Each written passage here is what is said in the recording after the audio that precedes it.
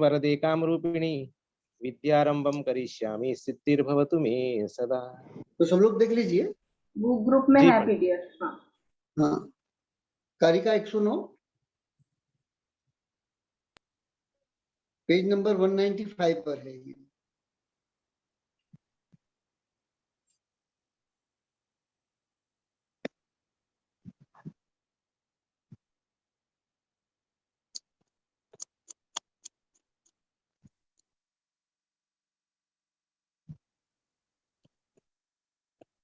ठीक, इसमें कि 4 प्रकार के आहार का त्याग करना, क्या है? समास जी। क्या बन जाएगा चतुराहार के अंदर? कि 4 प्रकार के आहार का त्याग करना, यह उपवास कहलाएगा। वो कौन सी प्रतिमा में आता है ये? चौथी प्रतिमा है प्रोषित। हाँ, प्रोषित प्रतिमा चौथी प्रतिमा।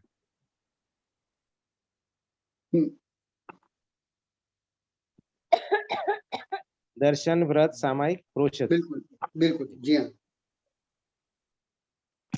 इसमें लिखा है 140वीं कारिका है, इसमें लिखा है कि जो प्रत्येक मास में चारों पर्व के दिनों में, है ना, अपनी शक्ति को न छिपाकर प्रोषद संबंधी नियम को करता है, एकाग्रता में तत्पर रहता है, वह प्रोषदोपवास प्रतिमाधारी है। वो हाँ जी।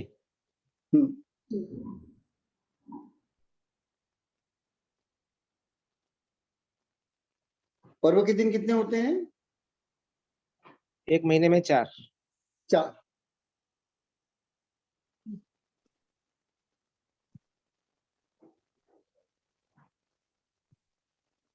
वो कि चारों प्रकार के आहार का त्याग करना उपवास है। हाँ? और एक भुक्ति, एक बार भोजन करना प्रोषद है, वो प्रोषद है। हुआ जी सर? जी पंडित।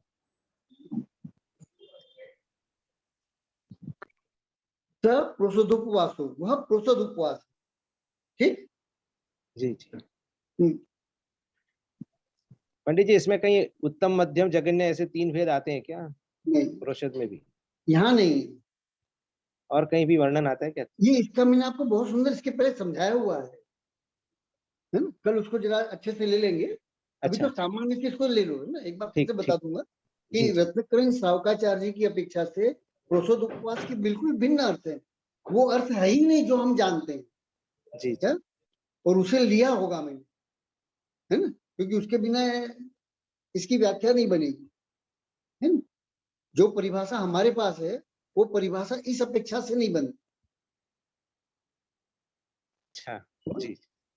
हाँ, तो इसके रत्नकरण सावकाचार्य जी की अपेक्षा से परिभाषा एकदम अलग है। अच्छा जी। हाँ, एकदम अलग है। हाँ?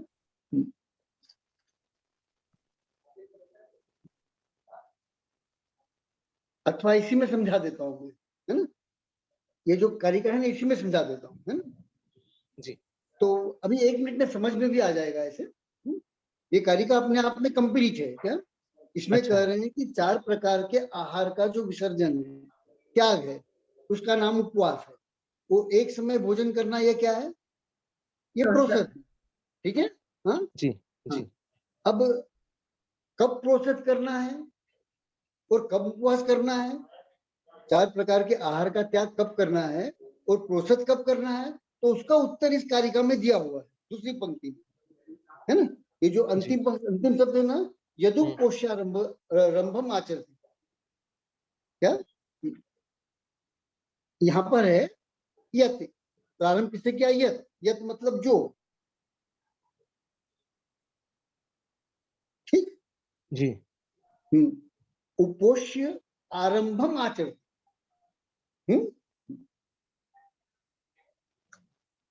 उपोष्य किसे कहते हैं?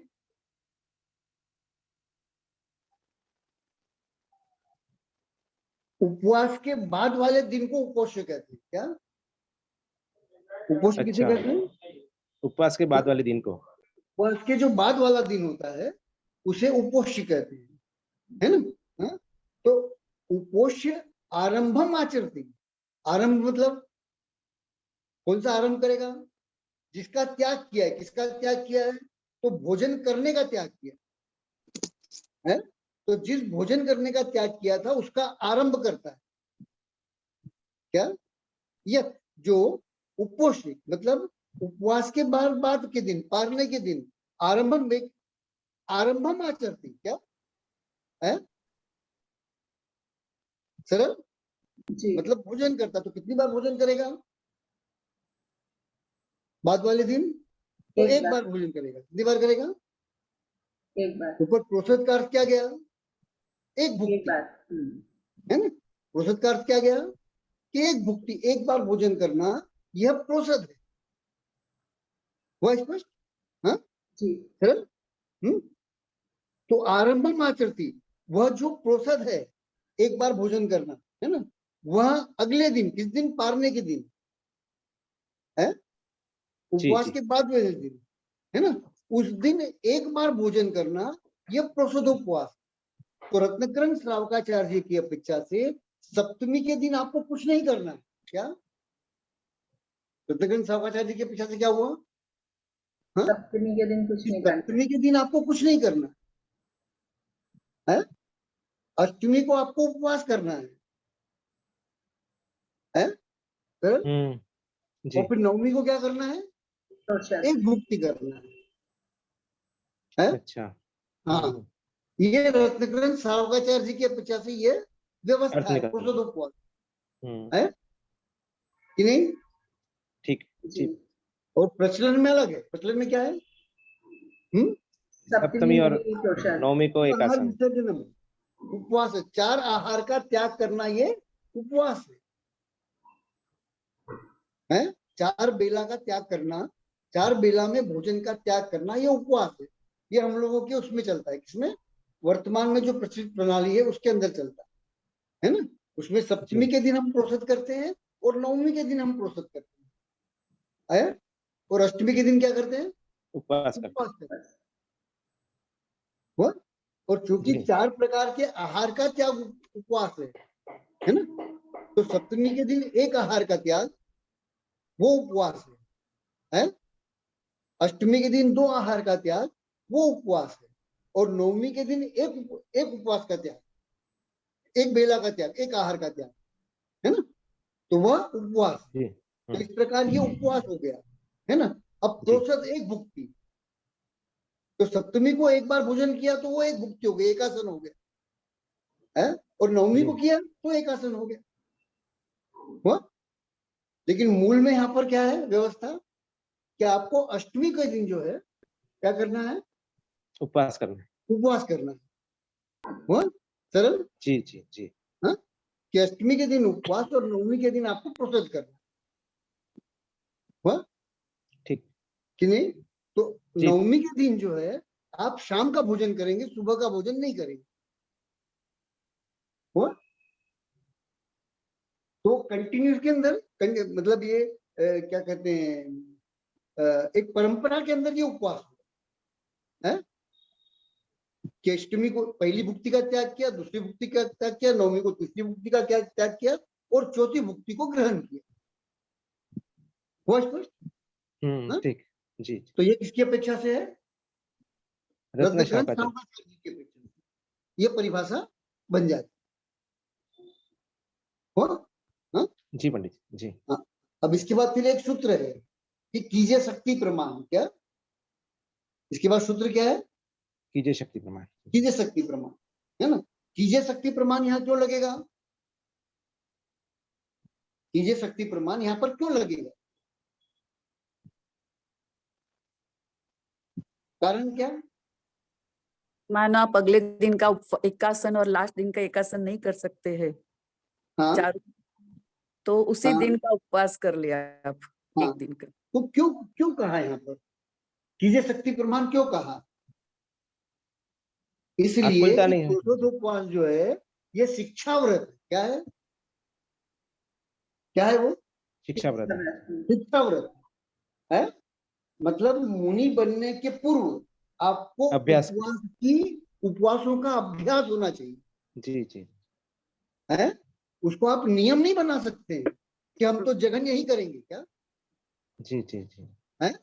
ये किस चीज का है, ये कौन सा व्रत है, ये शिक्षा व्रत समझा शिक्षा था ना, व्रत। शिक्षा व्रत किसे कहते हैं? मुनि बनने की जो शिक्षा देता है, हाँ। बिल्कुल, है ना। अभी आप मुनि बने नहीं है ना, लेकिन मुनि बनने पर आपको क्या करना, सामायिक प्रतिमा। सामायिक प्रतिमा भी क्या है? शिक्षा व्रत। हम सामायिक करने बैठते हैं तो तद्भाव परिणत नहीं होते हैं, सामायिक परिणामों से हम परिणमित नहीं होते हैं। सामायिक परिणाम से कौन परिणमित होंगे? मुनिराज होंगे, है।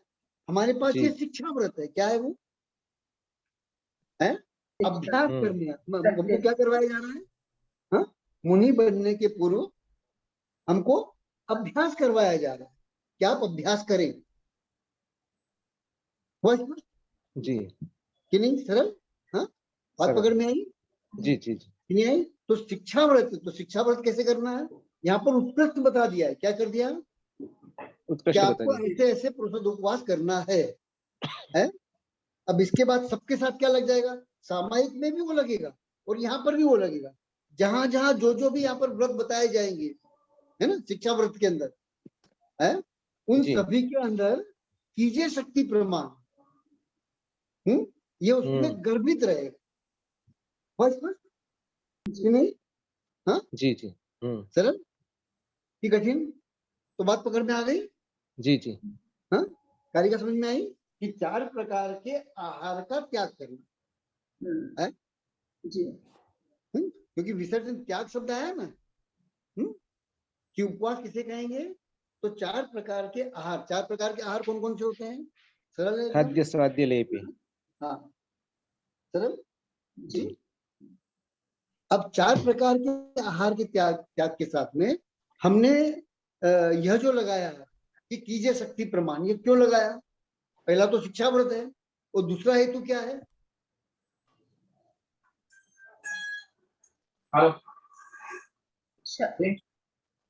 मतलब शरीर को इतना कष्ट नहीं दे कि वो हाँ, काम इतना बिल्कुल। नहीं करे। उपवास के दिन जो कृत्य करने के लिए कहा है 108वीं कारिका के अंदर, उपवास के दिन जिन कृत्यों को करने के लिए कहा है ना, उन कृत्यों को करने की शक्ति आप में बनी रहे। क्या? जी। तो उस शक्ति का उल्लंघन करके आपको कुछ नहीं करना है ध्यान में, हाँ? जी जी। और उस शक्ति को धीरे धीरे बढ़ाना है। क्या करना है? ठीक, हुआ स्पष्ट कि नहीं? जी पंडित हाँ, जी। एकदम अच्छे से। हाँ, जी, जी बहुत जी। अच्छे से। हाँ, कि मूल में क्या है? उपवास के दिन आपको 4 प्रकार के आहार का त्याग करना है ना, और उसके बाद जी अगले दिन, उपोष के दिन, दूसरे 12वें समय के का। दिन, हाँ। हाँ, आपको एक भुक्ति लेनी है। हुआ स्पष्ट? हाँ, तो ये जी जी। उत्कृष्ट हो गया है।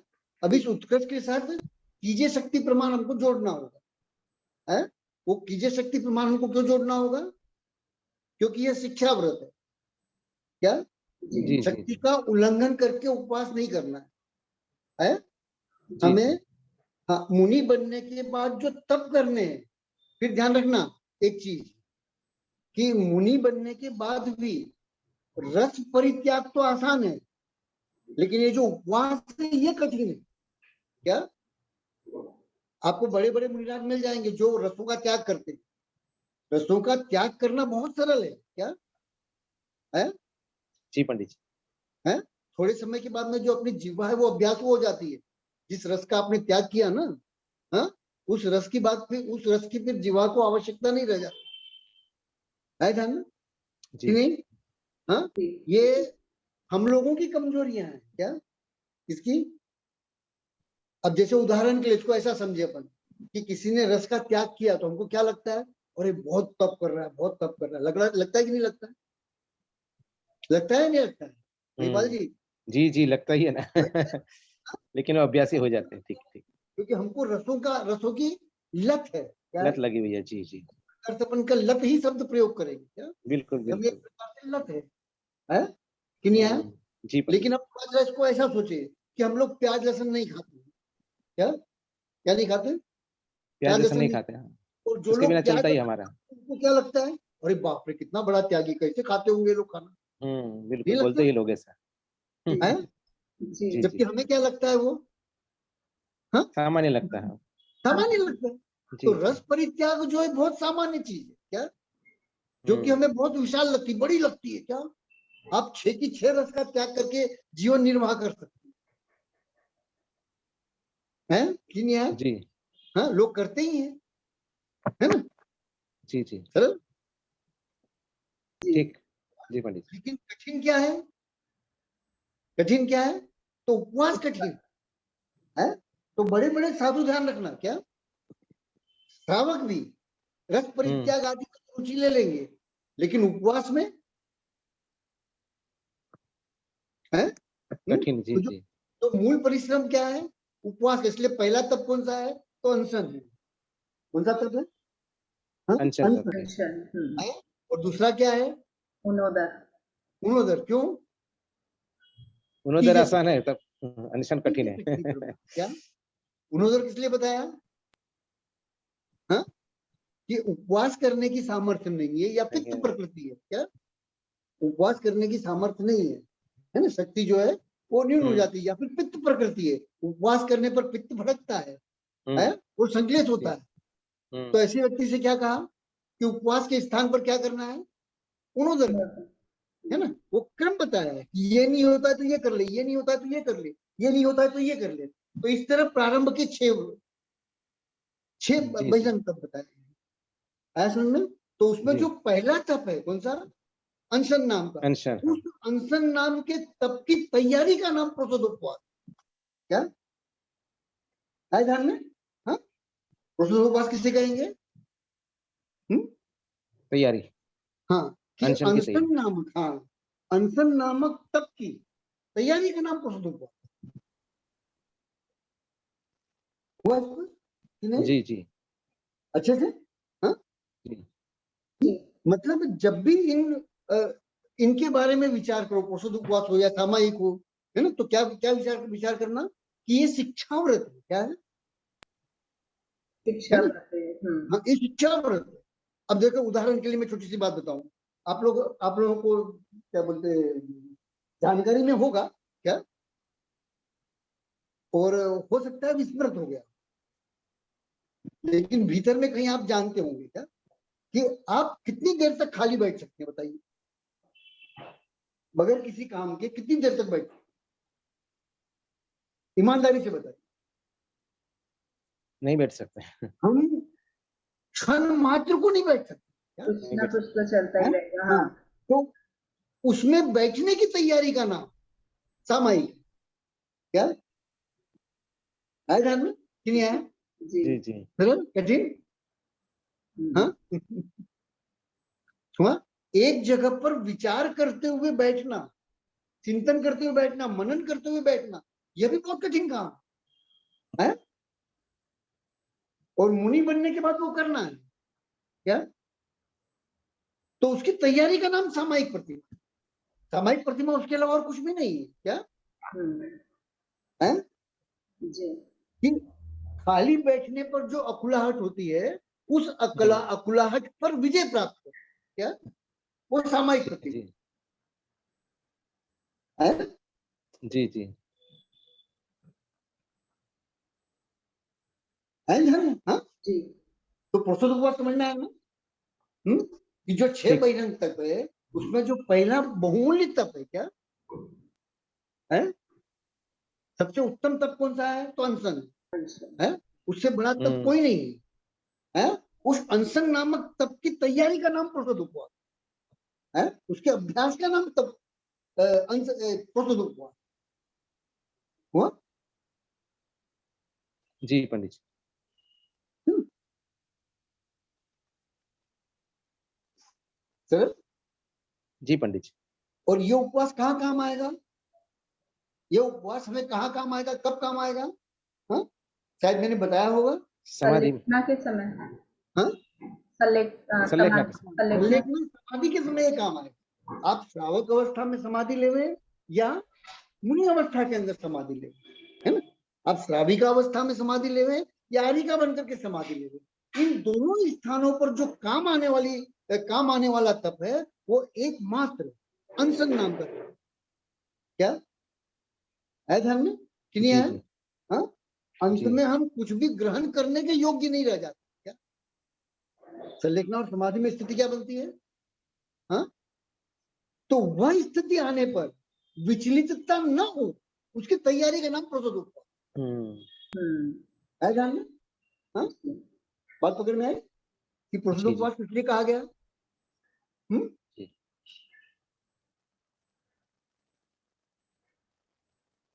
जी जी पकड़ में आ गई ना बात? जी जी बहुत अच्छे से हाँ? कि जी जी संलेखना समाधि के समय जो स्थिति बनती है वो जो स्थिति बहुत विचित्र और विकट रहती है कि नहीं?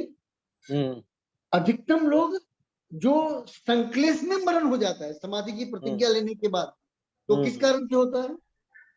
हाँ, अनशन का अभ्यास नहीं होने। प्रतिज्ञा करना कि मैं भोजन नहीं करूंगा और उस जिद में आकर के भोजन नहीं करना अलग चीज है, लेकिन उस भोजन नहीं करने से जो भीतर में संक्लेश होता है उसको जीतना अलग चीज है। ध्यान में जी जी कि नहीं है?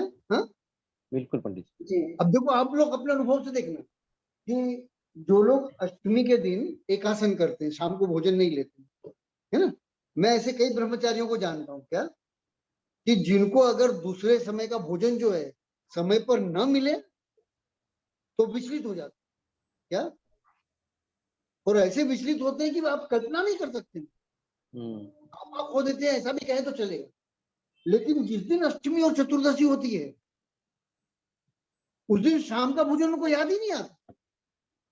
क्या हो गया? हाँ? है ध्यान में? नहीं आए? जी, उसकी तैयारी और तो रहती है। हाँ। है ना? हुआ स्पष्ट? जी जी पंडित जी। तो ये कब होगा? जब अभ्यास होगा। अभ्यास से होगा। है कि नहीं आया? अब इन ब्रह्मचारियों को ये समझाने वाले लोग नहीं मिलते। क्या कि जैसे तुम अष्टमी चतुर्दशी को त्याग कर चुके हो इसलिए तुम विचलित नहीं होते हो, वैसे न मिलने पर भी विचलित नहीं हो। इसको सीखना। क्या है ध्यान में कि नहीं आया? जी जी पंडित। हाँ, कि ये शक्ति प्रमाण को स्मरण में रखते हुए न मिलने पर भी विचलित नहीं होना, ये सीखना हुआ। और वह यदि सीख लिया तो आप मुनि बनने के योग्य हो।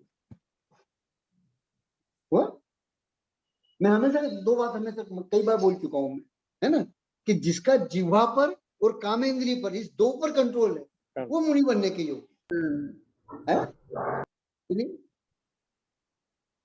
उसे अविलंब मुनि बन जाना, उसे अविलंब आर्यिका बन जाना है। जी है? उसके साथ संसार की कोई झंझट नहीं रहती है। क्या संसार की झंझटें उनके साथ रहती है जो इन दो में दिमाग है, इस दो का जिनको विकार है, जी जी इन दो में से एक का भी विकार हो तब भी संकलेश साथ चले। वो जी जी नहीं? हाँ? सरल ना? हाँ? तो सरल। पुरुषोत्त उपवास समझ में आया? पुरुषोत्त उपवास क्या चीज है? जी पुरुषोत्त उपवास का कुल अर्थ इतना ही है। कितना सा? हाँ, कि जो 12 तप बताए हैं, 12 तप में जो प्रथम तप है, जो सर्वश्रेष्ठ तप है, वो ऐसा तप है जिसकी तुलना किसी अन्य तप से नहीं की जा सकती है। उस तप की जो तैयारी कराता है ग्रस्त अवस्था के अंदर, उसका नाम पुरुषोत्त उपवास है कि नहीं है? हाँ? जी सरल। और फिर ध्यान रखना कि हाँ, कि जो जब आप अपनी आत्मा को इन चीजों का अभ्यासी बना लेते हैं तो ये जन्मांतर में आपके साथ जाती है। क्या क्या नियम है? जी हाँ? है? इसी से परंपरा मोक्ष पुरुषार्थ बना है। क्या शब्द बना है? परंपरा मोक्ष पुरुषार्थ शब्द क्यों बना है? हाँ? क्योंकि तब के जो अभ्यास है वो जन्मांतर में आपके साथ जाते है। इसलिए संस्कार संस्कार। अवश्य कहता हूं ना, सम्यक दर्शन किससे टिकेगा? तो संस्कार से टिकेगा, जी है? जी तो वैसे ही चारित्र भी किससे टिकेगा? तो संस्कार से संस्कारों से। जी टिकेगा, है कि नहीं है? जी सरल। जी जी हाँ, सिर्फ त्याग करने के लिए त्याग किया ऐसा नहीं, क्या उसके साथ विचलितता, संक्लिष्टता का भी अभाव होना चाहिए। वो अभ्यास से वो आ जाता है, नहीं आता ऐसा नहीं, है ना? जी यही बात समझ में कि नहीं जी है? पर हाँ? पंडित जी, आपने तो एक बार बोला था कि चारित्र्य के संस्कार साथ में नहीं जाते हैं। सम्यक दर्शन हो तो जाता अच्छा। है। हाँ, है? बस जी जी जी सरल। जी और सरल किस पंडित रूप में जाएंगे? जैसे मैं, अब यहाँ से आप जाओगे तो देव ही बनोगे ना। अब देव में चारित्र के संस्कार रहेंगे क्या? नहीं रहेंगे। नहीं रहेंगे, है? हम्म, सरल। लेकिन वहां से जब आप यहाँ पर आओगे फिर मनुष्य बनोगे तो तो वो काम आ जाएंगे संस्कार। वो संस्कार काम है? वो जगह है, समझ में कि नहीं आए? जी पंडित। जी हाँ? अच्छा। आचार्य ने एक छोटा सा उदाहरण दिया है चिट्ठी का, है ना? आप किसी को चिट्ठी लिख रहे हैं, है ना? और लिखते लिखते आप सो गए, है ना? और फिर उठे तो नई चिट्ठी लिखते हो कि चिट्ठी वहीं से प्रारंभ करते हो जहाँ छोड़ दी वहीं थी? से जहाँ छोड़ दी थी वहीं से प्रारंभ करेंगे। है? इसी का नाम संस्कार जी जी है, ध्यान में कि नहीं है? जी हाँ? बहुत अच्छा पंडित हाँ, जी। तो नई चिट्ठी आपको नहीं लिखनी पड़ेगी क्या? जी जी तो ये जी बहुत बड़ा उदाहरण है बहुत क्या? अच्छा। जी और मेरे ख्याल से सभी मत वाले इसको उपयोग करते हैं, इस उदाहरण है, क्योंकि विषय को समझने के लिए बहुत सरल अच्छा उदाहरण उदाहरण है। जी जी सरल उदाहरण, एकदम से भीतर बैठ जाता है। जी क्यों? है ना?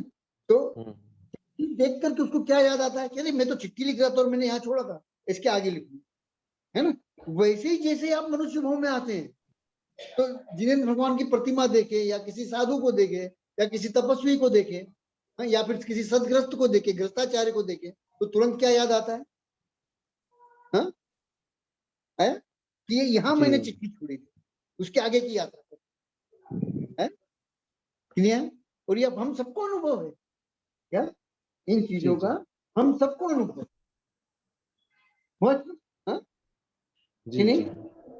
बिल्कुल ठीक। जी हाँ, तो प्रसूत उपवास समझ में आया कि नहीं आया? प्रसूत उपवास किसे कहेंगे? हाँ? जिसमें 4 प्रकार के आहार का त्याग किया जाता है। हाँ? जहां पर 4 प्रकार के आहार का त्याग किया जाता है उसका नाम उपवास है ना? और जिसमें एक भुक्ति ग्रहण की जाती है, मतलब एक बेला का भोजन किया जाता है, उसे प्रोषद कहते हैं, है ना? तो ये प्रोषद कब करना है और उपवास कब करना है? हाँ, क्या कह रहे हैं कि प्रोषद कब करना है और उपवास कब करना है? तो पर्व के दिन तो उपवास करना है और उपोष उसके अगले दिन एक आसन करना है, ध्यान में? हाँ? जी जी जी हाँ? तो ये 2 दिन की क्रिया का नाम प्रोषद उपवास है। अगर रत्न ग्रंथ सावकाचार्य जी की अपेक्षा से अपन चलेंगे, हाँ, तो आपको सप्तमी को कुछ नहीं करना है। रत्न ग्रंथ सावकाचार्य जी की अपेक्षा से क्या नियम बनेगा कि सप्तमी को हमें कुछ नहीं करना, तो किस दिन करना है? अष्टमी को अष्टमी और और नवमी नवमी को। हाँ,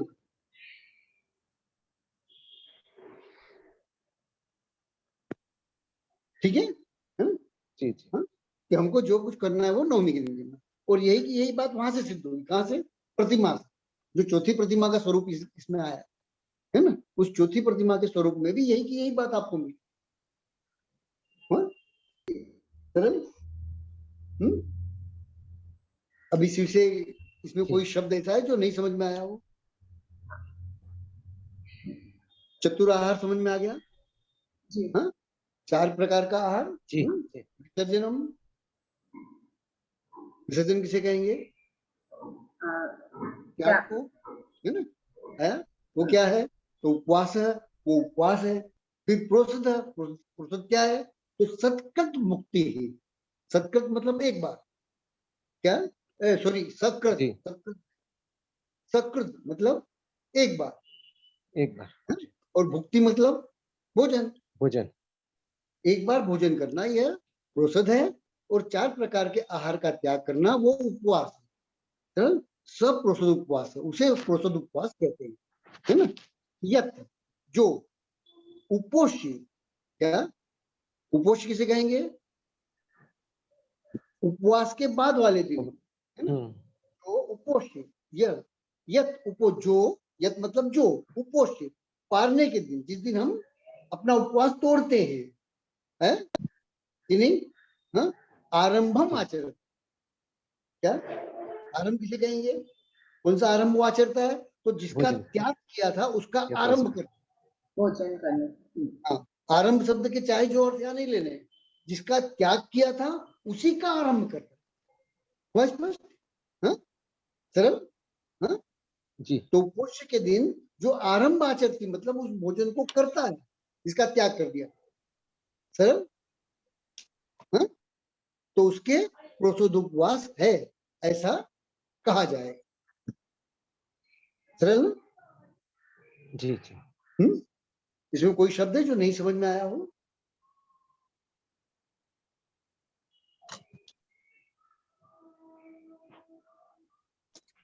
है कोई शब्द ऐसा जो कठिन लग रहा हो, नहीं ठीक। आ गया पंडित जी। आगे है ना।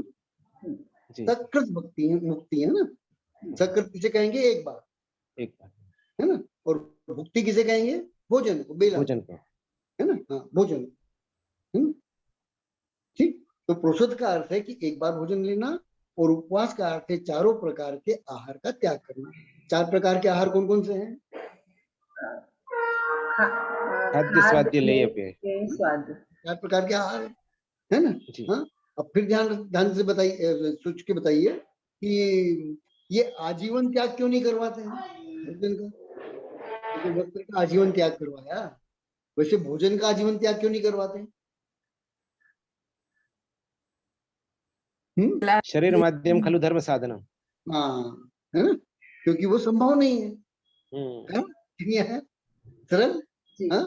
तो फिर ध्यान रखना कि भोजन संबंध, भोजन के विषय में हमारी पराधीन वृत्ति, क्या कोई जी। कितना भी शुद्धोपयोगी हो, कोई कितना ही बड़ा हो, क्या कोई कितना ही कहता हो एक द्रव्य दूसरे द्रव्य का कुछ नहीं कर सकता है, लेकिन भोजन करने के बाद कहेगा,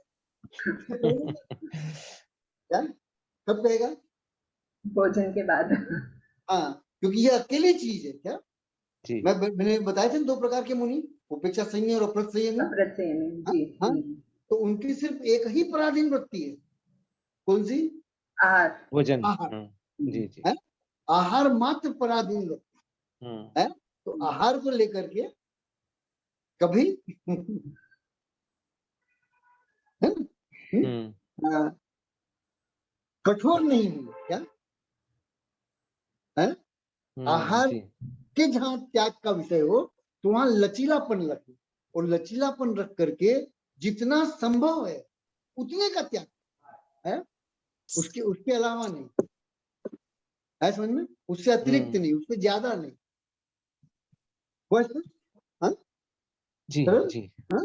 और इसीलिए बहिरंग जो त्याग है उसके 6 भेद बन गए, क्या है, कि अगर अनशन के योग्य नहीं है तो क्या करें, उनोदर करे, उनोदर करें, उनोदर के योग्य नहीं है तो रस परिसंख्यान करे, हाँ, रस का त्याग करे। हाँ हाँ, क्रम से जो भी संभव है? जी जी जी जी। और फिर ध्यान रखना, रस का त्याग बहुत बड़ा त्याग नहीं है, क्या है, जी। रस का त्याग आप आजीवन कर सकते हैं, लेकिन भोजन का त्याग आप आजीवन नहीं कर, नहीं कर सकते। तो बड़ा तब कौन सा हुआ, हाँ, बड़ा तब कौन सा हुआ तो, अनशन। अनशन ज्यादा। कि अनशन से बड़ा तब कोई दूसरा कोई नहीं है, कि नहीं। और उनोदर किन के लिए बताया, जो अनशन नहीं कर सकते। नहीं कर पाते। हाँ, जो पित्त प्रकृति वाले, मुख्य रूप से किसके लिए बताया है, तो जो पित्त प्रकृति वाले हैं, जिनको उपवास करने पर उल्टियां आदि होती है, सर दर्द वगैरह होता है ना, कई लोग हैं इस तरह, है ना, तो उनसे क्या कहा है कि उपवास करने की जिद नहीं करना, क्या कि हम तो उपवास ही करेंगे, है? उनके लिए क्या बता दिया? ऊणोदर को ही उनके लिए अनशन बता दिया, ऊणोदर को ही उनके लिए उपवास है। ध्यान में क्यों? जी जी क्योंकि जी शरीर जो है वह अनुकूल नहीं है उपवास का।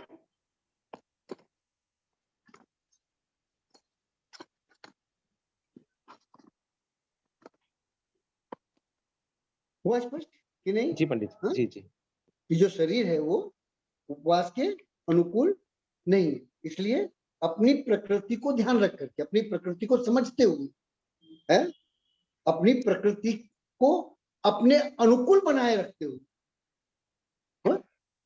हमको अपनी चर्या तय करनी। हुआ स्पष्ट? जी पंडित सरल? अब कोई शब्द ऐसा हो जो नहीं समझ में आया तो पूछ लीजिए जल्दी से। पंडित जी, आप उपवास का मतलब भी बताने वाले थे, मतलब पहले, या तो फिर अगले, मतलब उपवास में क्या करना है? ये तो बता दिया होगा मैंने शायद।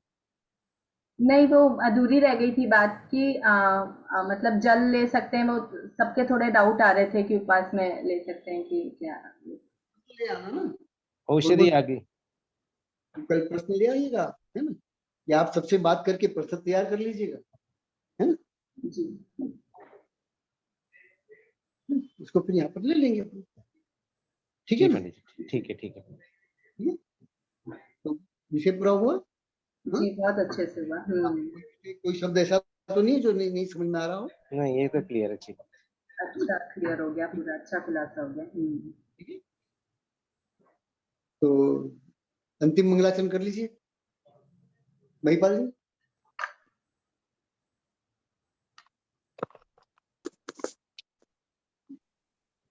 वाणी के ज्ञान में सूझे लोका लोक, सो वाणी मस्तक धरो सदा देत हूँ धोख। हे जिन वाणी भारती तो ही जपो दिन रेन, जो तेरा शरणा गहे सो पावे सुख चैन।